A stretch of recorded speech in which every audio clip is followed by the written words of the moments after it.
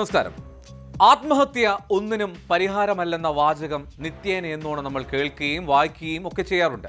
എന്നാൽ അത് ഉൾക്കൊള്ളാനും ജീവിതത്തിൽ പ്രാവർത്തികമാക്കാനും എത്ര പേർക്ക് കഴിയുന്നുണ്ട്? പരിമിതമായ ജീവിത സാഹചര്യങ്ങളിൽ നിന്ന് സ്വന്തം പ്രയത്നത്താൽ വളർന്നവർ പോലും എന്തുകൊണ്ടാണ് ജീവിതത്തിന്റെ പാതി വഴിയിൽ പൂർണ്ണ വിരാമം ഇടുന്നത്? സമൂഹ മാധ്യമങ്ങളിലെ വീഡിയോകളിൽ മാത്രമല്ല, നേരിട്ട് കാണുമ്പോഴും ഫോൺ വിളിക്കുമ്പോഴുമൊക്കെ അതീവ സന്തോഷവതിയായിരുന്നു കണ്ടന്റ് ക്രിയേറ്ററായിട്ടുള്ള ചിന്നു പാപ്പു എന്ന രേഷ്മ എന്നാണ് ബന്ധുക്കളും നാട്ടുകാരും ഒക്കെ പറയുന്നത്. ആരും അറിയാത്ത എന്തു ദുഃഖമുള്ളിൽ ഒളിപ്പിച്ചാണ് അവൾ ചിരിച്ച് കളിച്ച് കഴിഞ്ഞത്. പ്രണയവിവാഹം കഴിച്ച് 5 വർഷത്തിന് ശേഷം വേർപിരിയേണ്ടി വന്നത് യുവതിയെ വല്ലാതെ അലട്ടിയിരുന്നു എന്നാണ് വിവരം. അതിനുശേഷം അവൾ കണ്ടെത്തിയ ആൺസുഹൃത്താണോ ആ ജീവിതത്തിൽ വില്ലനായത്? ചിന്നു പാപ്പുവിന്റെ മരണത്തിൽ ഊർജിതമായ അന്വേഷണമാണ് പോലീസ് നടത്തുന്നത്. ആ വാർത്തയിലേക്കാണ് ആദ്യം സ്വാഗതം.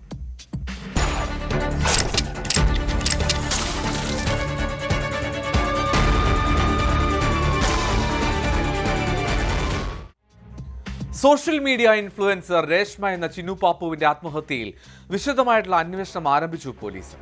ഭർത്താവുമായി അകന്നു കഴിയുന്ന രേഷ്മയെ കഴിഞ്ഞ ദിവസമാണ് ആൺ സുഹൃത്തിനൊപ്പം താമസിക്കുന്ന ആസാദ് നഗറിലെ ക്വാർട്ടേഴ്സിൽ തൂങ്ങി മരിച്ച നിലയിൽ കണ്ടെത്തിയത്. ഇവർ തമ്മിൽ നിരന്തരം വഴക്കും വാക്കുതർക്കങ്ങളും ഉണ്ടാകാറുണ്ടെന്ന് പറയപ്പെടുന്നു. മരണത്തിലെ യഥാർത്ഥ കാരണം പുറത്തു കൊണ്ടുവരണമെന്നതാണ് രേഷ്മയുടെ കുടുംബാംഗങ്ങളുടെ ആവശ്യം. അതേസമയം രേഷ്മയുടേത് തൂങ്ങി മരണമാണെന്നാണ് പ്രാഥമിക പോസ്റ്റ്മോർട്ടം റിപ്പോർട്ട്.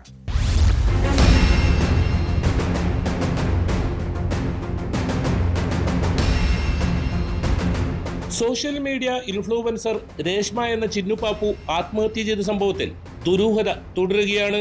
ആദൂർ സ്വദേശിയായ രേഷ്മയെ കഴിഞ്ഞ ദിവസമാണ് ഉളിയത്തടുക്ക ആസാദ് നഗറിലെ വാടക ക്വാർട്ടേഴ്സിൽ തൂങ്ങി മരിച്ച നിലയിൽ കണ്ടെത്തിയത്. ആൺ സുഹൃത്തിനൊപ്പമായിരുന്നു ഇവർ താമസം. ഇരുവരും തമ്മിൽ വാക്കുതർക്കങ്ങളും വഴക്കും പതിവായിരുന്നുവെന്ന് പറയപ്പെടുന്നു. ആൺ സുഹൃത്ത് ജോലിക്ക് പോയ സമയത്തായിരുന്നു ആത്മഹത്യ. ഫോൺ വിളിച്ചിട്ടും എടുക്കാത്തതിനെ തുടർന്ന് ആൺ സുഹൃത്ത് വന്ന് നോക്കിയപ്പോഴാണ് വീട്ടിലെ മുറിയിൽ രേഷ്മയെ തൂങ്ങി മരിച്ച നിലയിൽ കണ്ടെത്തിയത്.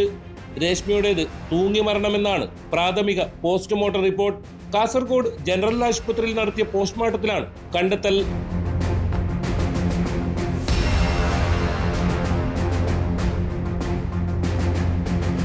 രേഷ്മയുടെ പിതാവും ജീപ്പ് ഡ്രൈവറുമായ ഗംഗാധരനും ഇളയ സഹോദരൻ രഞ്ജിത്തുമാണ് മരണത്തിൽ വിശദമായ അന്വേഷണം വേണമെന്ന ആവശ്യവുമായി രംഗത്തെത്തിയിരിക്കുന്നത്. ഡോക്ടർമാർ പറയുന്നത് അവൾ തന്നെ തൂങ്ങി മരിച്ചു എന്നാണ് പറയുന്നത്. അങ്ങനത്തേത് ഇപ്പോൾ നമുക്കെന്ത് പറയാനൊന്നും കാണുന്നില്ല. ആ വീട്ടിൽ നിന്ന് ഞങ്ങളോട് പറഞ്ഞിട്ടാണ് 24-ാം താരീഖിന് വന്നത്. ഞായറാഴ്ച വൈകിട്ടാണ് വന്ന വീട്ടിൽ നിന്ന് റൂമിലേക്ക് വന്നതാണ്. ഇന്നലെ ഈ സമയത്താണ് ഉച്ചയാകുമ്പോൾ 1:30-2 മണിക്കുള്ളിൽ വിളിച്ചിട്ട് പറഞ്ഞു, എൻ്റെ ഭാര്യയെ വിളിച്ചിട്ട് പറഞ്ഞു അങ്ങനെ മകള് തൂങ്ങി മരിച്ചിട്ടുണ്ടെന്ന് പറഞ്ഞു. അവര് സംശയമില്ല, അവളെ ഒന്നിച്ചിട്ടുണ്ടായിന്ന് ഉള്ളത് മാത്രം. പിന്നെ വേറെന്ത് ചെയ്തു എന്നുള്ളത് നമുക്ക് കൃത്യം അറിയുന്നുമില്ല. കേസ് കൊടുത്തിട്ടുണ്ട്, മകൻ കൊടുത്തിട്ടുണ്ട്. വിവാഹമോചനത്തിന് പിന്നാലെ രേഷ്മ വലിയ തോതിലുള്ള മാനസിക വിഷമത്തിലായിരുന്നുവെന്നും എന്നാൽ ഇത് പുറത്തു പറയാതെ ഉള്ളിലൊതുക്കിയായിരുന്നുവെന്നും കുടുംബം പറയുന്നു. പ്രണയിച്ച് വിവാഹിതരായ രേഷ്മയും ഭർത്താവ് പ്രജുലും 1 മാസം മുൻപാണ് കുടുംബ കോടതി വഴി ഔദ്യോഗികമായി വിവാഹബന്ധം വേർപിരിഞ്ഞത്. 5 വർഷം മുൻപായിരുന്നു ഇവരുടെ വിവാഹം. ഇവർക്ക് 4 വയസ്സുള്ള മകനുണ്ട്. വിവാഹമോചനത്തിന് ശേഷം മാനസികമായി ഏറെ തളർന്നിരുന്നുവെങ്കിലും അത് പുറത്തു പ്രകടിപ്പിക്കാതെ മുന്നോട്ട് പോകാനാണ് രേഷ്മ ശ്രമിച്ചതെന്ന് സുഹൃത്തുക്കൾ പറയുന്നു. പ്രമോഷൻ വീഡിയോകളുടെ ഷൂട്ടിങ്ങിന്റെ ഭാഗമായി യാത്രകൾ ചെയ്യുമ്പോൾ മകനെ ആദൂരിലെ വീട്ടിൽ മാതാപിതാക്കളുടെ അടുത്ത് ഏൽപ്പിക്കാറാണ് പതിവ്. സംഭവ ദിവസം മകൻ ആദൂരിലെ വീട്ടിൽ ബന്ധുക്കൾക്കൊപ്പമായിരുന്നു. മരണത്തിന് മുൻപ് അസ്വാഭാവികമായ സന്ദേശങ്ങളോ ഫോൺ കോളുകളോ രേഷ്മയിൽ നിന്നുണ്ടായിരുന്നില്ലെന്നും കുടുംബം പറയുന്നു. ഇൻസ്റ്റാഗ്രാം ഉൾപ്പെടെ നിരവധി സോഷ്യൽ മീഡിയ പ്ലാറ്റ്ഫോമുകളിൽ സജീവമായിരുന്നു ചിന്നു പാപ്പു. ഇവർക്ക് 2 ലക്ഷത്തിലധികം ഫോളോവേഴ്സ് ഉണ്ട്. കാസർഗോഡ് ഭാഷയിൽ സോഷ്യൽ മീഡിയയിൽ കണ്ടന്റ് ക്രിയേറ്റ് ചെയ്യുന്ന ചിന്നു പാപ്പുവിന്റെ നിരവധി വീഡിയോകൾ വൈറലായിരുന്നു. പ്രാദേശിക വിഭവങ്ങളെയും നാടൻ ഭക്ഷണത്തെയുമെല്ലാം തനിമ ചോരാതെ പരിചയപ്പെടുത്തിയിരുന്ന വീഡിയോകൾക്ക് ലക്ഷങ്ങളാണ് കാഴ്ചക്കാരായുള്ളത്. പോസ്റ്റ്മോർട്ടത്തിന് ശേഷം മൃതദേഹം ബന്ധുക്കൾക്ക് വിട്ടുകൊടുത്തു.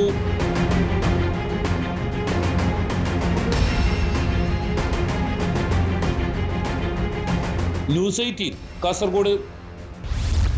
എറണാകുളം ചോറ്റാനിക്കരയിൽ 16-കാരി ആദിത്യ മരിച്ച സംഭവത്തിൽ ദുരൂഹത തുടരുകയാണ്.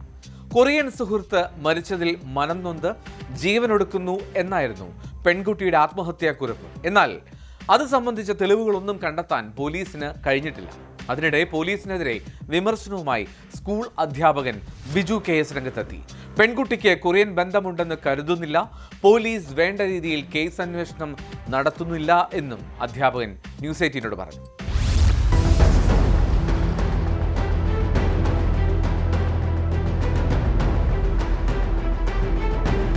കഴിഞ്ഞ മാസം 27-നാണ് പെൺകുട്ടിയെ പാറമടയിൽ മരിച്ച നിലയിൽ കണ്ടെത്തിയത്.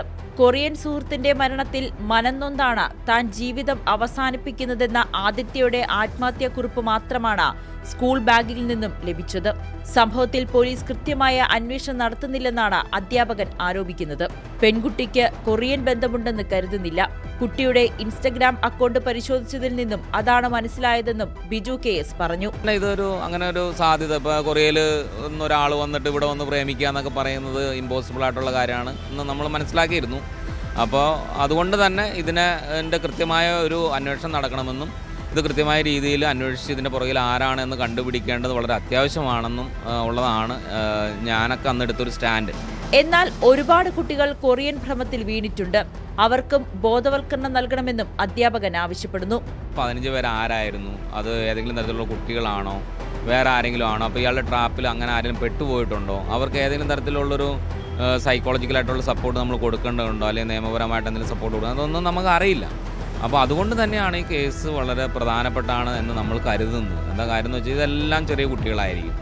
അവർ ഏതെങ്കിലും തരത്തിലൊക്കെ ട്രാപ്പിലായി പോയതായിരിക്കാം. നമുക്കറിയില്ല ഇതെന്താണെന്ന്. അത് കൃത്യമായിട്ട് പോലീസ് അന്വേഷിക്കും, കണ്ടെത്തും. അതിന് കൃത്യമായൊരു നിയമപരമായിട്ട് എന്തെങ്കിലും തരത്തിലുള്ള നടപടികൾ വേണമെങ്കിൽ അത്, അതിനോടൊപ്പം തന്നെ ഏറ്റവും പ്രധാനപ്പെട്ട ബോധവൽക്കരണം എന്ന് പറയുന്നത് അത് തീർച്ചയായിട്ടും കൊടുക്കണം എന്ന് തന്നെയാണ് നമ്മൾ ആഗ്രഹിക്കുന്നതും അഭിപ്രായപ്പെടുന്നത്. സ്കൂളിലേക്കെന്ന് പറഞ്ഞ് വീട്ടിൽ നിന്നിറങ്ങിയ ആദിത്യയെ വീടിന് സമീപത്തെ ഉപയോഗശൂന്യമായ കരിങ്കൽ കോറിയിലെ വെള്ളത്തിലാണ് മരിച്ച നിലയിൽ കണ്ടെത്തിയത്. ഇൻസ്റ്റഗ്രാമിലൂടെ പരിചയപ്പെട്ട കൊറിയൻ സുഹൃത്ത് ഒരാഴ്ച മുൻപ് മരിച്ചുവെന്നും ആ വിയോഗം താങ്ങാൻ വയ്യാത്തതിനാലാണ് ആത്മഹത്യ ചെയ്യുന്നതെന്നുമാണ് കുറിപ്പിലുള്ളത്. പെൺകുട്ടിയുടെ പുസ്തകങ്ങളിൽ കൊറിയൻ ഭാഷയിലുള്ള കുറിപ്പുകളും കണ്ടെത്തിയിട്ടുണ്ട്. തന്നെ ഒരുപാട് സ്നേഹിക്കുന്ന അച്ഛനെയും അമ്മയെയും ഓർത്ത് വിഷമമുണ്ടെന്നും സുഹൃത്തില്ലാത്ത ലോകത്ത് ജീവിക്കാൻ കഴിയില്ല എന്നും കുറിപ്പിൽ പറയുന്നു. ആദിത്യയുടെ അക്കൗണ്ടിൽ ആകെ 12 ഫോളോവേഴ്സ് മാത്രമേ ഉണ്ടായിരുന്നുള്ളൂ. മരണം നടന്ന് ഒരാഴ്ച പിന്നിട്ടിട്ടും പെൺകുട്ടിയുടെ മൊബൈൽ ഫോൺ തുറന്നു പരിശോധിക്കാൻ പോലീസ് തയ്യാറായില്ലെന്ന് കുടുംബം ആരോപിച്ചിരുന്നു.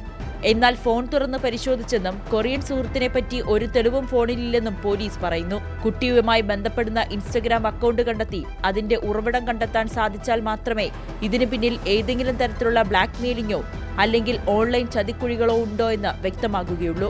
സംഭവത്തിൽ പോലീസ് അന്വേഷണം തുടരുകയാണ്.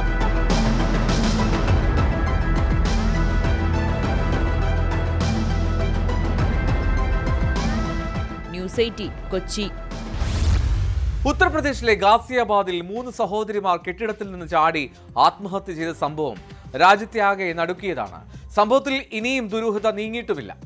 കുട്ടികൾ കൊറിയൻ ഗെയിമുകൾക്ക് അടിമകളായിരുന്നുവെന്നും ഫോണുകൾ വിലക്കിയതാണ് കുട്ടികളുടെ ആത്മഹത്യയിലേക്ക് നയിച്ചത് എന്നുമായിരുന്നു പോലീസിന്റെ പ്രാഥമിക നിഗമനം. എന്നാൽ പിതാവ് ചേതൻ കുമാറിന്റെ മൊഴികളിലെ വൈരുദ്ധ്യങ്ങളാണ് കേസിൽ ദുരൂഹത കൂട്ടുന്നത്. അതിനിടെ കേസിൽ നിർണായക തെളിവാകുമെന്ന് കരുതുന്ന മൊബൈൽ ഫോൺ പോലീസ് വീണ്ടെടുത്തു. 2018-ൽ കുടുംബത്തിൽ സമാന സാഹചര്യത്തിലുണ്ടായ മരണവും പോലീസ് അന്വേഷിക്കുന്നു.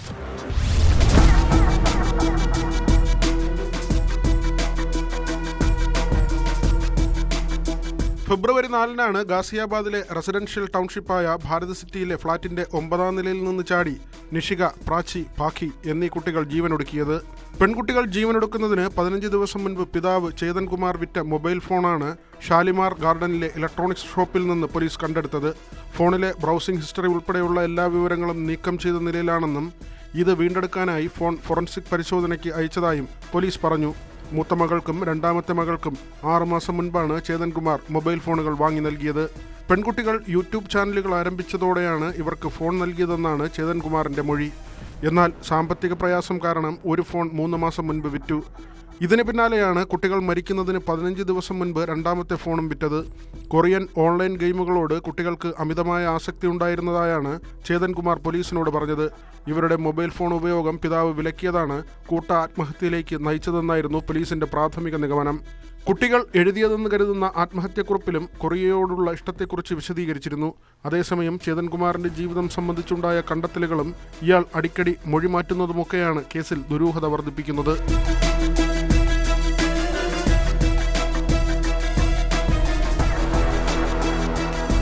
ചേതൻകുമാറിന്റെയും കുടുംബത്തിന്റെയും ജീവിത രീതികളും മറ്റും അടിമുടി ദുരൂഹമാണെന്ന് പോലീസ് പറയുന്നു.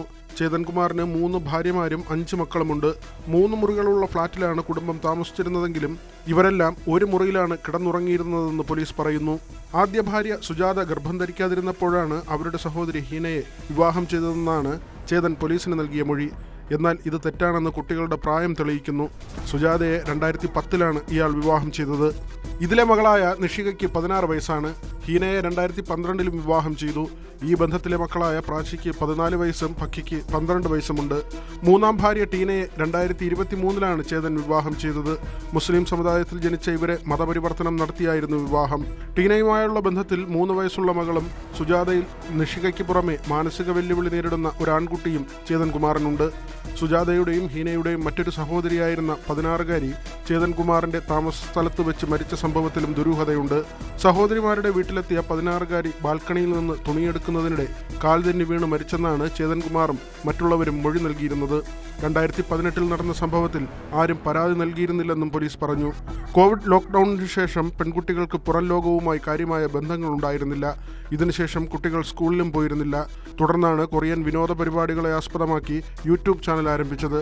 2000-ഓളം സബ്സ്ക്രൈബേഴ്സുള്ള ഈ ചാനൽ മരിക്കുന്നതിന് 10 ദിവസം മുൻപ് കുട്ടികൾ നീക്കം ചെയ്തിരുന്നു. അതേസമയം ഗാസിയാബാദ് സംഭവത്തിന്റെ പശ്ചാത്തലത്തിൽ 5 ഓൺലൈൻ ഗെയിമിംഗ് ആപ്പുകൾ നിരോധിക്കണമെന്ന് ഗാസിയാബാദ് പോലീസ് ഉത്തർപ്രദേശ് സർക്കാരിനോട് ശുപാർശ ചെയ്തു. പെൺകുട്ടികളുടെ വീട്ടിൽ നിന്ന് കണ്ടെടുത്ത കുറിപ്പിൽ പരാമർശമുള്ള ഗെയിമുകളാണിവ.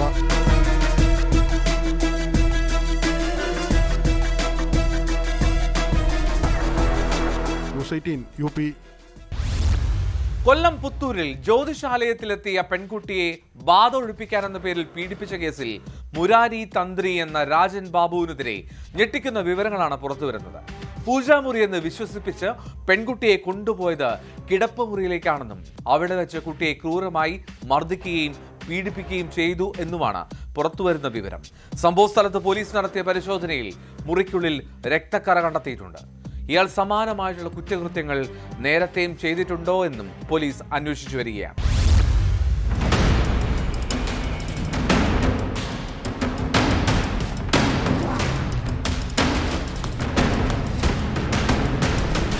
പതിനാറുകാരിയെ മുറിയിലേക്ക് ഒറ്റയ്ക്ക് വിടുന്നതിൽ അമ്മ എതിർപ്പ് പ്രകടിപ്പിച്ചപ്പോൾ പ്രതിയുടെ ഭാര്യയും അമ്മയും അനുനയിപ്പിച്ചുവെന്ന് പെൺകുട്ടിയുടെ ബന്ധുക്കൾ പോലീസിന് മൊഴി നൽകി. ഏകദേശം 1 മണിക്കൂറോളം കുട്ടിയെ മുറിയിൽ അടച്ചിട്ടതായും ഇവർ പറയുന്നു. പൂജാമുറിയെന്ന് വിശ്വസിപ്പിച്ച് പെൺകുട്ടിയെ കൊണ്ടുപോയത് കിടപ്പുമുറിയിലേക്കാണെന്നും അവിടെ വെച്ച് ക്രൂരമായി മർദ്ദിക്കുകയും പീഡിപ്പിക്കാൻ ശ്രമിക്കുകയും ചെയ്തുവെന്നുമാണ് പരാതി. ഒടുവിൽ പെൺകുട്ടി നിലവിളിച്ചുകൊണ്ട് പുറത്തേക്ക് ഓടി വരികയായിരുന്നു. ഈ സമയത്തും കുട്ടിയുടെ ദേഹത്ത് ബാധയുണ്ടെന്നും തൊട്ടാൽ നിങ്ങൾക്കും ബാധ കിട്ടുമെന്ന് പറഞ്ഞ് കുട്ടിയുടെ മാതാവിനെ ഭയപ്പെടുത്താൻ മുരാരി തന്ത്രി ശ്രമിച്ചതായും മൊഴി നൽകിയിട്ടുണ്ട്. പീഡന വിവരം പുറത്തറിഞ്ഞതോടെ പ്രതി വീട്ടിൽ നിന്ന് കടന്നു കളഞ്ഞു.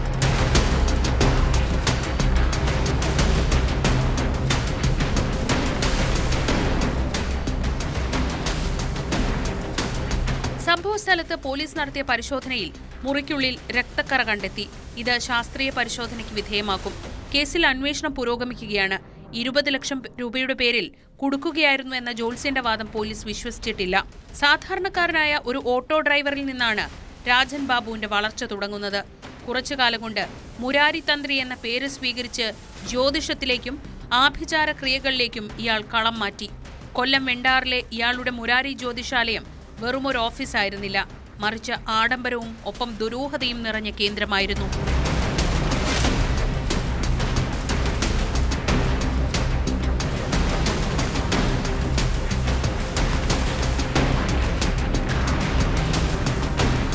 ഭരണിക്കാവിലെ ലോഡ്ജിൽ ഇയാൾക്ക് ഒളിവിൽ കഴിയാൻ സൗകര്യമൊരുക്കിയത് ആരാണ് എന്നതിനെക്കുറിച്ച് പുത്തൂർ പോലീസ് അന്വേഷണം വ്യാപിപ്പിച്ചിട്ടുണ്ട്. ഇയാളുടെ ഫോൺ കോളുകൾ പരിശോധിച്ചാൽ പല പ്രമുഖരുടെയും പേരുകൾ പുറത്തുവരാൻ സാധ്യതയുണ്ടെന്ന് നാട്ടുകാരും ആരോപിക്കുന്നു. നിലവിൽ പോക്സോ വകുപ്പുകൾ പ്രകാരമാണ് കേസെടുത്തിരിക്കുന്നത്. മുൻപ് ഇയാൾ ഇത്തരത്തിൽ പീഡിപ്പിച്ചവർ ആരെങ്കിലും ഭയം മൂലം പരാതി നൽകാതിരിക്കുന്നുണ്ടോ എന്നും പോലീസ് രഹസ്യാന്വേഷണ വിഭാഗം പരിശോധിക്കുന്നുണ്ട്.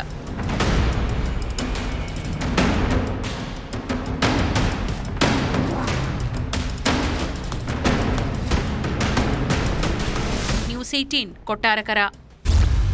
ശബരിമല സ്വർണ്ണക്കൊള്ളയുമായി ബന്ധപ്പെട്ട് നടൻ ജയറാമിന് ED സമൻസ്. ചോദ്യം ചെയ്യലിന് ഹാജരാകാൻ നടന് നോട്ടീസ് നൽകി. അടുത്തയാഴ്ച ഹാജരാകണമെന്നാണ് നോട്ടീസിലെ നിർദ്ദേശം. സ്വർണ്ണക്കൊള്ളയിലെ ഒന്നാം പ്രതി ഉണ്ണികൃഷ്ണൻ പോറ്റിയുമായുള്ള ബന്ധം ചോദിച്ചറിയാനാണ് EDയുടെ നീക്കം.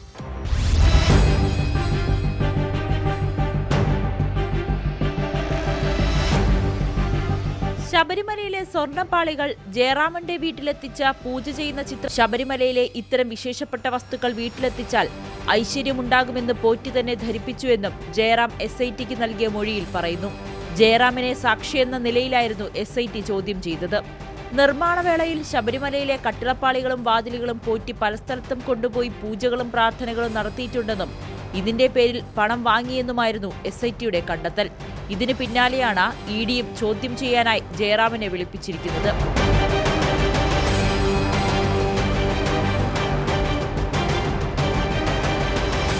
ശബരിമലയിലെ സ്വർണം ഉപയോഗിച്ച പ്രതികൾ ഏതെങ്കിലും തരത്തിലുള്ള സാമ്പത്തിക നേട്ടം ഉണ്ടാക്കിയിട്ടുണ്ടോ എന്നതിലാണ് EDയുടെ പരിശോധന. ഇതിൽ പോറ്റിയുമായുള്ള സാമ്പത്തിക ഇടപാടുകളെക്കുറിച്ചാണ് ജയറാമിൽ നിന്നും ചോദിച്ചറിയുക. കഴിഞ്ഞ ദിവസമാണ് സമൻസ് നൽകിയത്. അടുത്ത ആഴ്ചയായിരിക്കും ചോദ്യം ചെയ്യലിന് ജയറാം ഹാജരാകുക. സ്വർണ്ണക്കൊള്ളയിൽ പ്രതികൾക്കപ്പുറത്തേക്ക് 12 പേർക്കാണ് ED തുടക്കത്തിൽ സമൻസ് അയച്ചത്. ഇതിൽ 3 പേർ മാത്രമാണ് SITയുടെ പ്രതിപട്ടികയിലുള്ളത്. ഉണ്ണികൃഷ്ണൻ പോറ്റിയെയും ചോദ്യം ചെയ്യാനായി ED വിളിപ്പിച്ചേക്കുമെന്നാണ് വിവരം.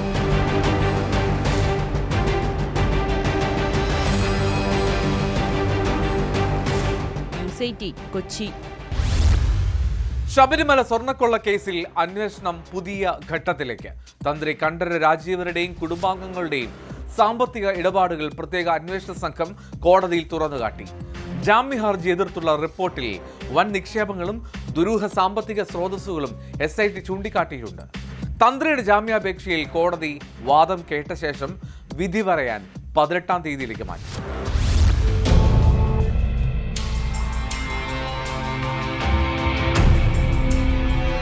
താന്ത്രിക വിധിപ്രകാരമുള്ള ഇടപെടലുകൾ മാത്രമാണ് ശബരിമലയിൽ നടത്തിയിട്ടുള്ളതെന്നും ആചാരപരമായ കാര്യങ്ങളിൽ മാത്രമേ ഇടപെട്ടിട്ടുള്ളൂ എന്നുമായിരുന്നു തന്ത്രിയുടെ അഭിഭാഷകൻ കോടതിയിൽ വാദിച്ചത്. ദേവസ്വം ബോർഡാണ് മറ്റു കാര്യങ്ങൾ തീരുമാനിക്കുന്നതെന്നും സ്വർണ്ണക്കൊള്ളയിൽ തന്ത്രിക്കൊരു പങ്കുമില്ല എന്നും കൊല്ലം വിജിലൻസ് കോടതിയിൽ അഭിഭാഷകൻ വാദിച്ചു. ഈ കാരണങ്ങൾ കണക്കിലെടുത്ത് ജാമ്യം അനുവദിക്കണമെന്നാണ് പ്രതിഭാഗത്തിന്റെ ആവശ്യം. എന്നാൽ തന്ത്രിയുടെ ജാമ്യഹർജിയെ അപ്പാടെ എതിർത്തായിരുന്നു SIT കോടതിയിൽ റിപ്പോർട്ട് നൽകിയത്. സാമ്പത്തിക സ്രോതസ്സുകളുടെ തെളിവുകളടക്കമാണ് പ്രോസിക്യൂഷൻ കോടതിയിൽ ഹാജരാക്കിയത്. തന്ത്രിയുടെ കുടുംബാംഗങ്ങളുടെ സ്വത്തുവിവരങ്ങളും ഹാജരാക്കി.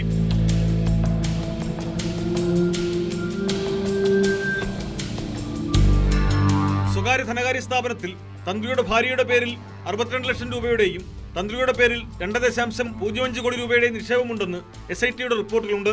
സമാന രീതിയിൽ മറ്റു സ്ഥാപനങ്ങളിൽ നിക്ഷേപമുള്ളതായും കണ്ടെത്തി. ഇവയുടെ സ്രോതസ്സിനെക്കുറിച്ച് അന്വേഷണം നടക്കുകയാണെന്ന് പ്രോസിക്യൂഷൻ അറിയിച്ചു. തന്ത്രി കണ്ഠരര് രാജീവർക്ക് സ്വർണ്ണക്കൊള്ളക്കേസിൽ വലിയ ബന്ധമുണ്ടെന്നതിന്റെ തെളിവുകളും SIT ഹാജരാക്കിയിട്ടുണ്ട്. തന്ത്രിക്ക് സ്വർണ്ണക്കൊള്ള തടയാമായിരുന്നുവെന്നും പ്രോസിക്യൂഷൻ വാദിച്ചു. തന്ത്രിയുടെ ജാമ്യാപേക്ഷയിൽ വാദം പൂർത്തിയായതോടെ കൊല്ലം വിജിലൻസ് കോടതി ഈ മാസം 18-ന് വിധി പറയാനായി കേസ് മാറ്റി. സ്വർണ്ണക്കൊള്ളക്കേസിലെ മറ്റൊരു പ്രതിയായ N വാസുവിന്റെ ജാമ്യാപേക്ഷയിൽ കോടതി ബുധനാഴ്ച വിധി പറയും.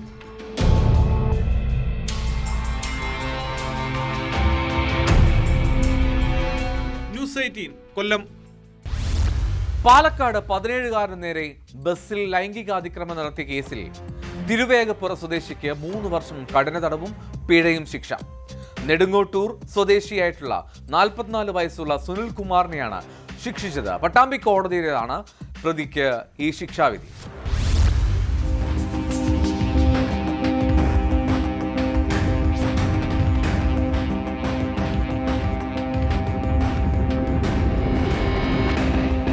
രണ്ടായിരത്തി 23-ലാണ് കേസിനാസ്പദമായ സംഭവമുണ്ടായത്. ബസ്സിൽ യാത്ര ചെയ്യുന്ന 17 വയസ്സുള്ള ആൺകുട്ടിക്ക് നേരെ ലൈംഗികാതിക്രമം നടത്തിയെന്നാണ് കേസ്. പ്രതിയായ തിരുവേഗപ്പുറ നെടുങ്ങോട്ടൂർ സ്വദേശി 44 വയസ്സുകാരൻ സുൽകുമാറിനെയാണ് പട്ടാമ്പി പോക്സോ കോടതി ശിക്ഷിച്ചത്. 3 വർഷം കഠിന തടവും 20,000 രൂപ പിഴയുമാണ് ശിക്ഷ. പിഴസംഖ്യ ഇരയ്ക്ക് നൽകാനും വിധിയായി.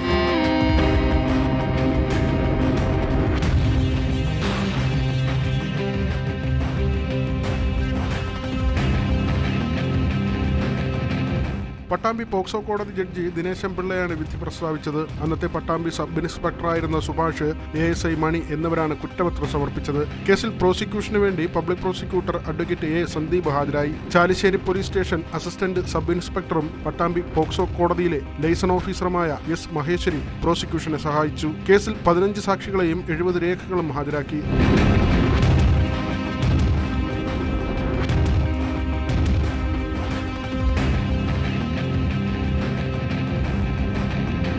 ന്യൂസ് 18 പട്ടാമ്പി. പത്തനംതിട്ട തിരുവല്ല സ്പായിലെ കൂട്ടബലാത്സംഗ കേസിൽ അന്വേഷണം ഊർജിതമാക്കി പോലീസ്. നിലവിൽ 3 പ്രതികൾ മാത്രമാണ് പിടിയിലായത്. 3 പ്രതികൾ ഇപ്പോഴും ഒളിവിലാണ്. പ്രതികളെ പിടികൂടാൻ വൈകുന്നതിൽ ശക്തമായിട്ടുള്ള പ്രതിഷേധവും ഉയരുന്നുണ്ട്. അതേസമയം കേസിന്റെ പശ്ചാത്തലത്തിൽ തിരുവനന്തപുരം നഗരസഭ സ്പാകൾക്കെതിരെ തുടങ്ങിയ നടപടികൾ തുടരുകയാണ്. കൃത്യമായിട്ടുള്ള രേഖകളില്ലാതെ പ്രവർത്തിക്കുന്ന 17 സ്പാകൾക്ക് നഗരസഭ ആരോഗ്യ വിഭാഗം നോട്ടീസ് നൽകി.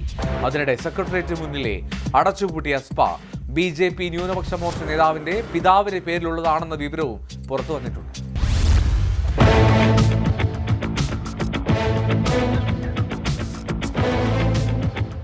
തിരുവല്ലയിലെ സ്പാ കൂട്ടബലാത്സംഗ കേസിൽ ഒരാഴ്ച പിന്നിടുമ്പോഴും 3 പ്രതികളെ പിടികൂടാനായിട്ടില്ല. കിരൺ, സജിൻ, പ്രശോഭ് എന്നിവരാണ് ഇനിയും പിടിയിലാകാനുള്ളത്. ഇതിൽ 2 പേർ ബംഗളൂരുവിലേക്ക് കടന്നു കളഞ്ഞെന്നാണ് സൂചന. ഒളിവിൽ കഴിഞ്ഞ വരുൺ കുമാറിനെ കഴിഞ്ഞ ദിവസം ആലുവയിൽ നിന്ന് പോലീസ് പിടികൂടിയിരുന്നു. സ്പാ ജീവനക്കാരിയെ മരണസുബിൻ ക്രൂര ബലാത്സംഗത്തിനിരയാക്കിയപ്പോൾ അതിന് കൂട്ടുനിന്നതിനാണ് വരുൺ ഉൾപ്പെടെ പ്രതിയായത്. മരണസുബിന് പുറമെ ബെർലിൻ ദാസ് എന്ന പ്രതിയെയും നേരത്തെ പിടികൂടിയിരുന്നു. ബലാത്സംഗത്തിന് സ്പായിലെ സഹപ്രവർത്തകയുടെ ഒത്താശയുണ്ടെന്ന ഇരയുടെ വെളിപ്പെടുത്തൽ ഗൗരവത്തോടെയാണ് പോലീസ് കാണുന്നത്. സഹപ്രവർത്തകയും അവരുടെ ആൺ സുഹൃത്തും കേസിൽ പ്രതികളായേക്കും. സ്പാകളുമായുള്ള അവിശുദ്ധ ബന്ധം സംബന്ധിച്ച് തിരുവല്ല സ്റ്റേഷനിലെ ചില പോലീസുകാർക്കെതിരായ ആക്ഷേപത്തിൽ വകുപ്പുതല പരിശോധനയും നടക്കുന്നുണ്ട്.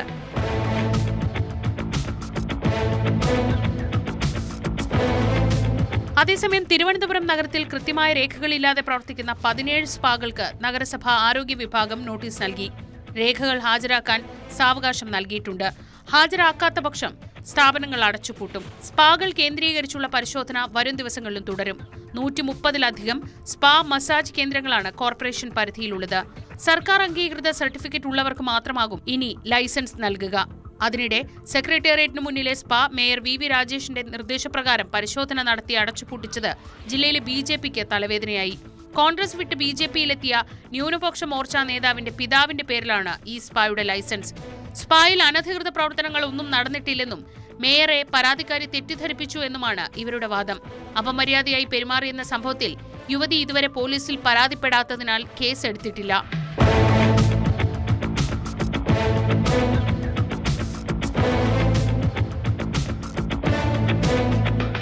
ന്യൂസ് 18 പത്തനംതിട്ട, തിരുവനന്തപുരം. തിരുവനന്തപുരം വിളപ്പിൽശാലയിൽ മത്സ്യക്കച്ചവടക്കാരിയായ വീട്ടമ്മയെ ആക്രമിച്ച പ്രതി തമിഴ്നാട്ടിൽ പിടിയിലായി. പേയാട് കുരിശുമുട്ടം സ്വദേശി അനീഷിനെയാണ് മാർത്താണ്ഡത്ത് ഒളിവിൽ കഴിയുന്നതിനിടെ പിടികൂടിയത്. യുവതിയെ ഇയാൾ നിരന്തരം ശല്യപ്പെടുത്തിയിരുന്നതായി പോലീസ് പറഞ്ഞു.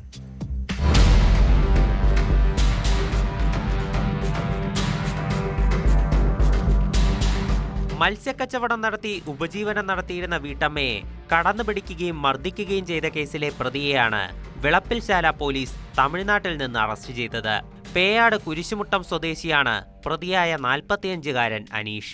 മാർത്താണ്ഡത്ത് ഒളിവിൽ കഴിയുന്നതിനിടെയാണ് അറസ്റ്റ്.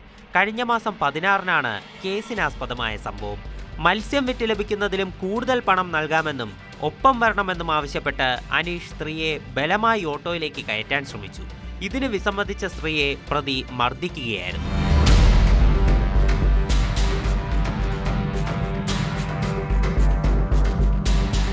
യുവതിയെ ഇയാൾ നിരന്തരം ശല്യപ്പെടുത്തുകയും ഉപദ്രവിക്കുകയും ചെയ്തിരുന്നതായി പരാതിയിൽ പറയുന്നു.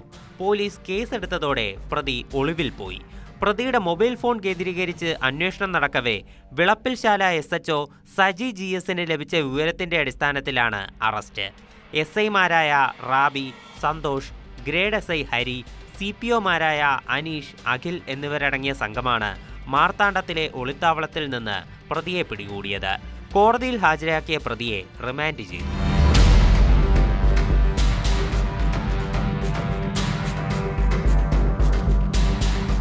ന്യൂസ് 18 നെയ്യാറ്റിങ്കര. പാലക്കാട് മണ്ണാർക്കാട് കല്ലടിക്കോട് ക്ഷേത്രത്തിൽ മോഷണം നടത്തിയാൽ പിടിയിലായി. ചെറുപ്പുളശ്ശേരി കൈലിയാട് സ്വദേശിയായിട്ടുള്ള മണികണ്ഠനാണ് അറസ്റ്റിലായത്. CCTV ദൃശ്യങ്ങൾ കേന്ദ്രീകരിച്ച് നടത്തിയ അന്വേഷണത്തിലാണ് പ്രതി കുടുങ്ങിയത്.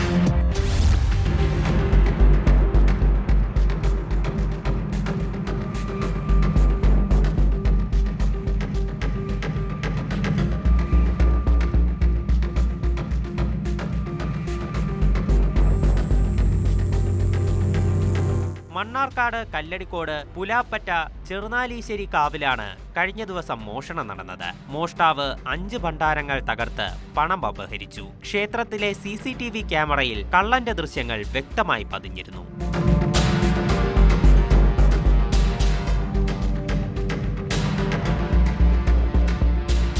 CCTV ദൃശ്യങ്ങൾ പരിശോധിച്ചതിന്റെ അടിസ്ഥാനത്തിൽ മോഷ്ടാവിനെ തിരിച്ചറിഞ്ഞതോടെ പോലീസിന്റെ ജോലി എളുപ്പമായി. തുടർന്നാണ് ചെറുപ്പുളശ്ശേരി കൈലിയാട് സ്വദേശിയായ മണികണ്ഠൻ പിടിയിലായത്. ഇയാൾ നേരത്തെ മോഷണ കേസുകളിൽ പ്രതിയാണോ എന്നതടക്കം പോലീസ് പരിശോധിച്ചു വരുന്നു.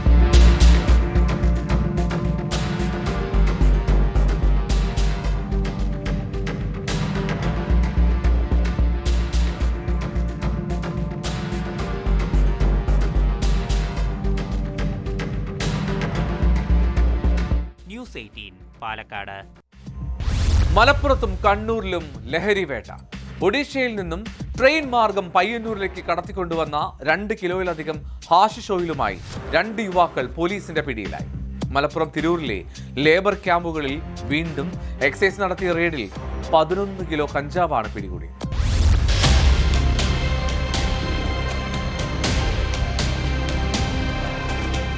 വിപണിയിൽ 5 ലക്ഷത്തിലധികം രൂപ വില വരുന്ന 2 കിലോയിലധികം ഹാഷ് ഓയിലുമായാണ് 2 യുവാക്കൾ പയ്യന്നൂരിൽ പിടിയിലായത്. മയ്യിൽ കുളച്ചേരിയിലുള്ള അജ്മൽ അഷ്റഫ്, മയ്യിൽ നാറാത്ത സ്വദേശി മുസമ്മിൽ എന്നിവരെയാണ് SI-മാരായ NK ഗിരീഷ്, മഹേഷ് എന്നിവരുൾപ്പെട്ട പയ്യന്നൂർ പോലീസും റൂറൽ ജില്ലാ പോലീസ് മേധാവിയുടെ ഡാൻസ് ഓഫ് സംഘവും ചേർന്ന് പിടികൂടിയത്. ഒഡീഷയിൽ നിന്ന് മുംബൈ മാർഗമാണ് പ്രതികൾ ലഹരിമരുന്നുമായി പയ്യന്നൂരിലെത്തിയത്. നേരത്തെ ഇത്തരത്തിൽ ലഹരിമരുന്ന് കടത്തുന്നതായി ഡാൻസ് ഓഫിന്റെ ശ്രദ്ധയിൽപ്പെട്ടതിനെ തുടർന്ന് യുവാക്കൾ 1 മാസമായി നിരീക്ഷണത്തിലായിരുന്നു. വൻ റാക്കറ്റിലെ കണ്ണികളാണിവരെന്ന് അന്വേഷണ സംഘം പറയുന്നു.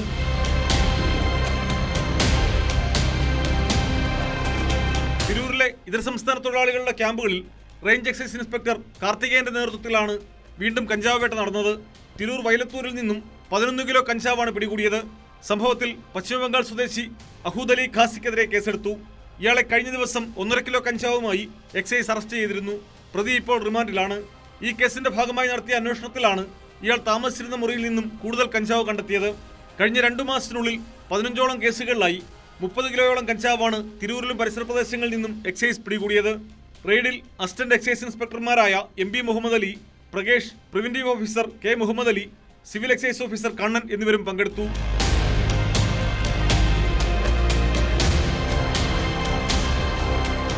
ന്യൂസ് 18 കണ്ണൂർ, മലപ്പുറം. കുറ്റകൃത്യങ്ങളുടെ ലോകത്തെ മറ്റു ചില വാർത്തകൾ നോക്കാം ചുരുക്കത്തിൽ. തിരുവനന്തപുരം പട്ടം സ്വദേശി സുനിൽകുമാറിന്റെ വീട്ടിൽ അതിക്രമിച്ചു കയറി ആക്രമിക്കുകയും കവർച്ച നടത്തുകയും ചെയ്ത കേസിൽ 4 പേർ അറസ്റ്റിൽ. ആഷിഖ്, ശ്രീജിത്ത്, അൻസാർ, നൌഫൽ എന്നിവരെയാണ് മ്യൂസിയം പോലീസ് അറസ്റ്റ് ചെയ്തത്. കൊട്ടാരക്കര മഹാദേവ ക്ഷേത്രത്തിൽ നേർച്ച വഞ്ചി കുത്തിത്തുറന്ന് പണം മോഷ്ടിച്ച കേസിലെ പ്രതി അറസ്റ്റിലായത് വെട്ടിക്കാല സ്വദേശി സജിത് നമ്പൂതിരി. മൂവാറ്റുപുഴ പായപ്ര സ്കൂൾ പടിയിൽ നിന്നും 30.7 ഗ്രാം MDMA-യുമായി യുവാവിനെ എക്സൈസ് സംഘം പിടികൂടി.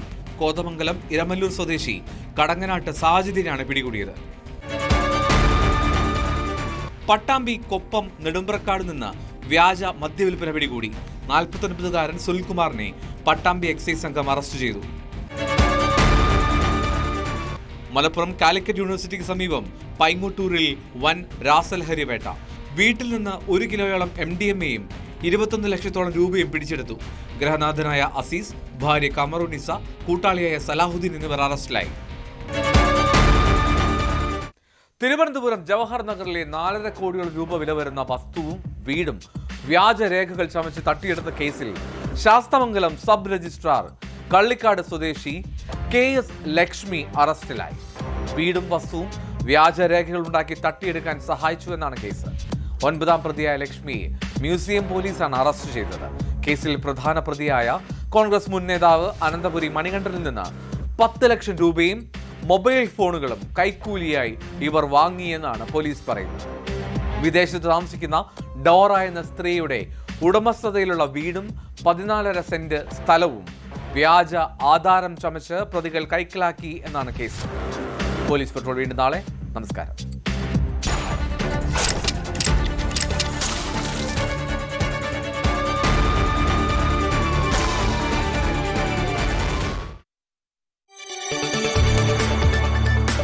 കൂടുതൽ വാർത്തകൾക്ക് news 18 Keralam YouTube channel subscribe ചെയ്യുക.